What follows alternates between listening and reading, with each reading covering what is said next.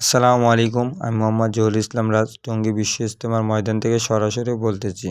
আমি এখন আছি অজুখানার সামনে এবং আমার পিছনে যে বিল্ডিংটা দেখতেছেন এটা হলো ওয়াশরুম। আলহামদুলিল্লাহ, গোটা বিশ্ব ইজতেমার ময়দানের কাজ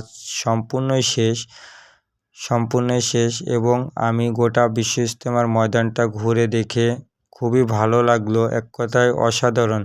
বিশ্ব ইজতেমা শুরু হবে 31শে জানুয়ারি এবং শেষ হবে 2 ফেব্রুয়ারিতে মোনাজাতের মাধ্যমে।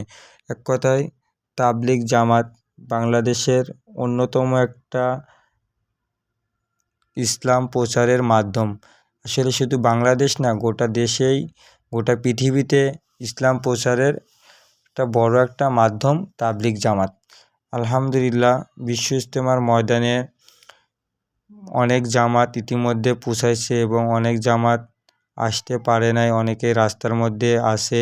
আলহামদুলিল্লাহ, আমি এক জামাতের হুজুরের সাথে কথা বললাম। ওনাকে জিজ্ঞেস করলাম, হুজুর আপনি কত বছর ধরে টঙ্গী বিশ্ব ইজতেমার ময়দানে আসতেছেন?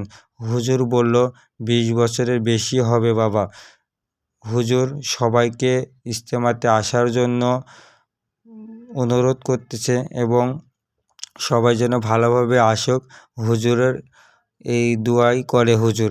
আল্লাহ তাআলা হুজুরকে নেক হায়াত দান করে এবং হুজুরের ইচ্ছা জীবনের শেষ নিঃশ্বাস পর্যন্ত ইসলাম প্রচার করার জন্য। আলহামদুলিল্লাহ, বিশ্ব ইজতেমা সফল।